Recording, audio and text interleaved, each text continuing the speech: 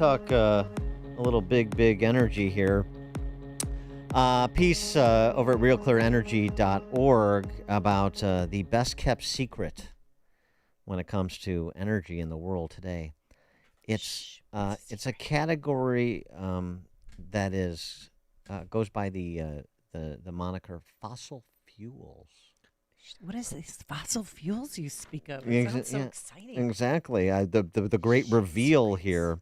For more on this well-guarded secret of fossil fuels, we're pleased to be joined by Jason Isaac, CEO and founder of the American Energy Institute, and former Texas legislator as well. Jason, thanks for joining us. Appreciate it.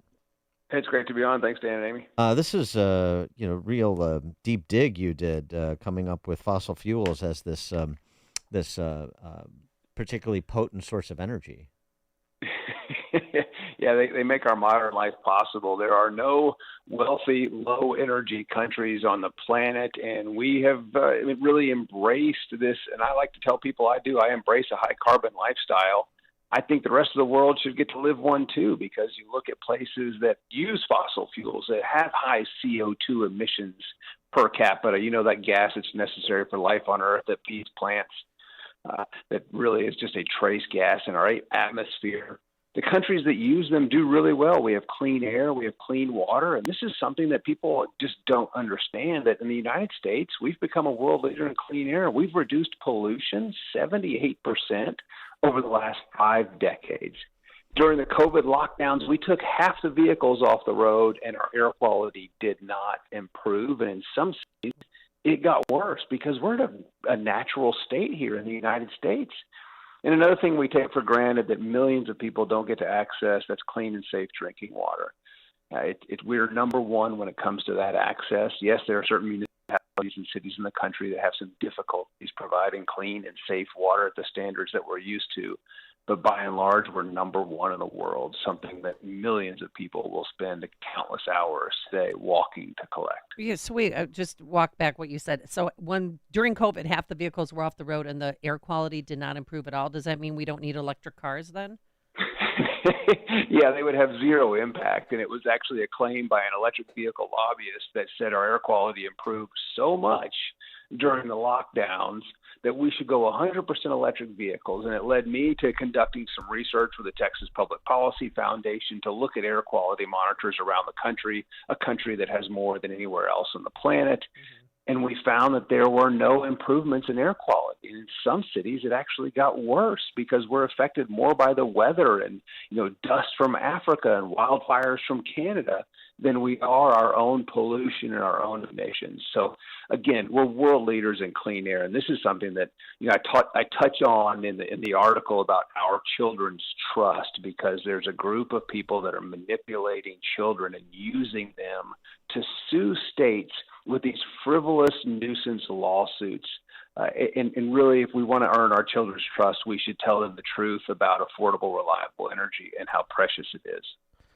The suit from this is an organization called Our Children's Trust, claims that fossil fuel regulators are negligently ruining their future, meaning the kids. So, what is the relief that they seek in these lawsuits? Well, it's interesting. Vermont has just passed a law, the first in the country, where over the next couple of years they're going to study and they're going to basically fine and fee fossil fuel producers that have operated in their state, and it's going to go retroactive back, I think, into the 70s.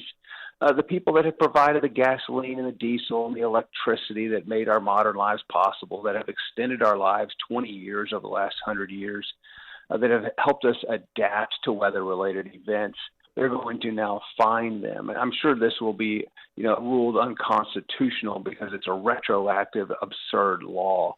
But it would be funny if, the fossil fuel producers in Vermont just stopped providing the fuels that people depend on, just maybe for a week, and see how much they freak out and go to other states to get that energy, because that does happen around the world. People cross borders to get energy. But now, Bill Gates, and he is, I understand, one of the smartest people in the world. That's what I understand from the press corps. I mean, he is buying up all sorts of land, millions of acres of forested land in the Pacific Northwest to cut down trees and bury the trees so as to reduce our carbon emissions. That's weird. So he doesn't seem to have the same perspective that you do, and he's one of the smartest people in the world, I'm told. And he knows it, and he thinks that everyone should just follow along with what he believes. We should get all the immunizations, regardless of any health impacts. We should stop eating meat. He lives a Yeah. high carbon lifestyle, but professes that we shouldn't because of the catastrophic climate crisis. That we're all living so wonderfully well through. If we're living in a catastrophic climate crisis, I want more of it. But the absurdity of burying things that are growing and utilizing the CO2 in the atmosphere to produce oxygen for humans, he wants to get rid of the oxygen producing ability of that CO2, those trees. And I think he's very Malthusian, in my opinion. I believe he thinks there's too many humans on the planet. I couldn't disagree more. Go forth and multiply. Yeah, I mean, I remember back when the combustion engine was the greatest threat to Western civilization, a greater threat than nuclear weapons. That was Al Gore who said that, another brilliant guy. And now we find out actually it's photosynthesis that is the greatest threat to Western civilization. We need to stop it immediately. Yeah, I was listening to Scott Rasmussen recently, and he thinks that these elites believe that they are right, and they also believe that everyone agrees with them. And this is what's the most frightening thing: is we need to, these self-righteous coastal elites, if they truly want to ban fossil fuels, they need to go first, because they wouldn't last a mere weeks without the food and the products that we depend on in our daily lives, that are made possible because of things like fertilizer that is produced from natural gas that has actually increased our food production and using less land to do so. So that's a good conservationist thing, I would think, but the left tends to disagree. It's not proud of the human flourishing that we've experienced over the last 100 years because of affordable, reliable energy. But now, what about, I mean, last week in Florida, which is a relatively tropical climate, I understand, there's a lot of rain. And then this week, it's going to be upwards of 95 degrees in Chicago. And that's all the result of climate change, isn't it? Yeah, I saw one of the headlines. I'm sure it's been corrected now because it said it's going to be the hottest it's been in 10 years. Well, wait a second. So what about all the emissions that we've had over the last 10 years? How do they impact? How is it just the hottest it's been in 10 years? This is just a transition from El Nino to La Nina. It happens, and the climate has been changing forever, and it's going to continue to change. But it is less of a threat than it has ever been in the existence of humanity at this point in time. Deaths over the last 100 years from weather, climate-related events are down 99%, and our global population has quadrupled. It's because we've learned how to control water and move water in right ways, and we do that with energy, with concrete, things that are made possible because of really hydrocarbons and living the high carbon lifestyle, things that third world countries would love to have access to so that they could live longer, healthier lives. But they don't. They live about 20 years less than we do in places in Africa that don't have access to energy. And they're living at net zero. This is the panacea that the left claims that we all need to live at. It's a dire, terrible life, in my opinion. Now, when's our due date for, like Gore predicted in 1993, what year we're going to end because of the climate change? AOC mentioned something. What do I have to look for? When's our doomsday clock? We got to get our affairs in Climate order. change. Yeah. We are well past several expiration dates. And this is what's funny is not a single climate prediction has ever come true. Not a single one. There have been hundreds about how much time we have left. It's hilarious. Well, I mean, I remember Obama said that they were going to be like fishing off the veranda at Versace's mansion in South Beach pretty soon. And that's right. The streets of Miami are going to be filled with water. yeah, they're going to be. I mean, right. Remember And that? I was down there over the winter in that. I didn't see that. So I don't. Is that not happening now or? No, it's absolutely not happening. There's some wealthy, tropical island that was supposed to be wiped off the face of the earth by now, and it's only gotten bigger. It just cracks me up that these predictions, again, they just don't seem to come true at all.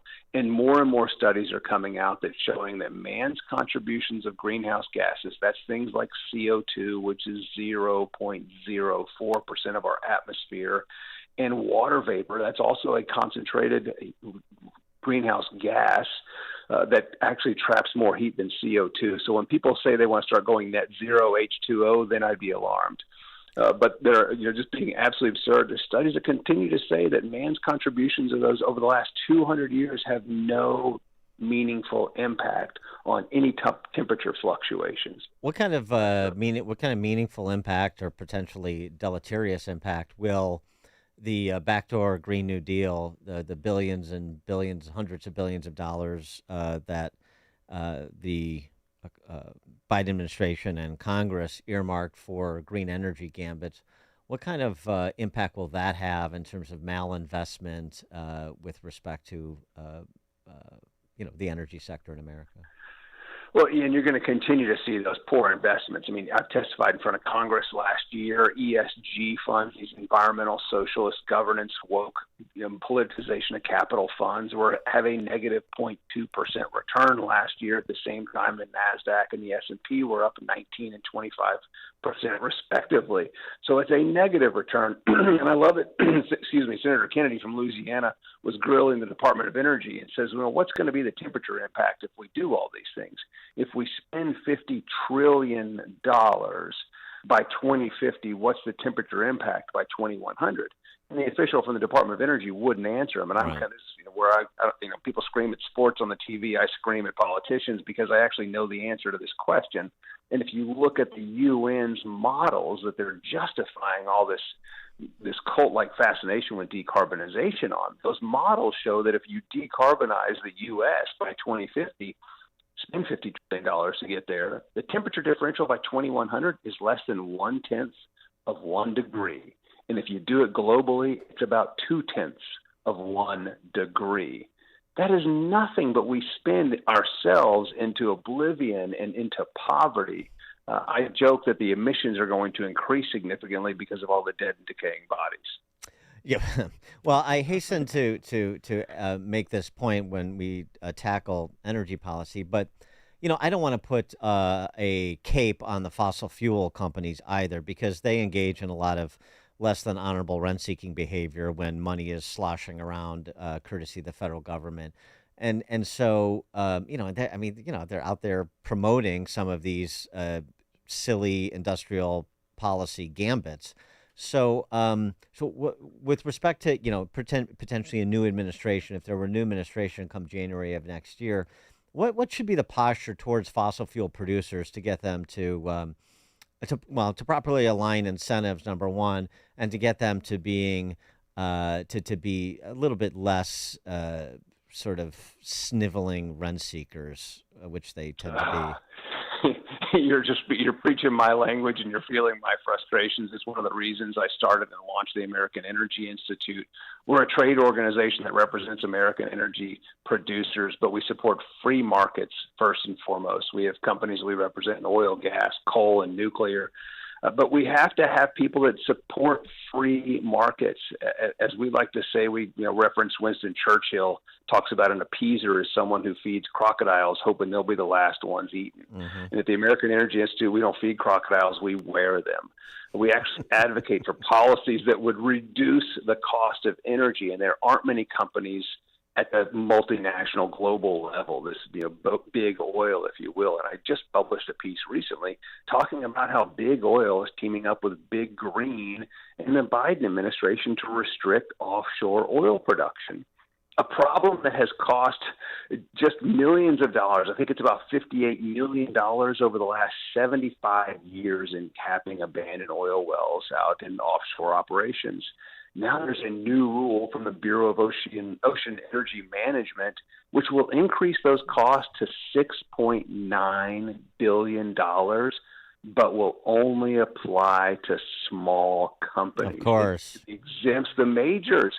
So a problem that was $58 billion over 75 years is now going to cost $6.9 billion, and it only applies to small independent energy producers offshore. This has got to stop. We've got to quit feeding the crocodiles and stand up for the most responsibly produced energy on the planet, and that's American energy.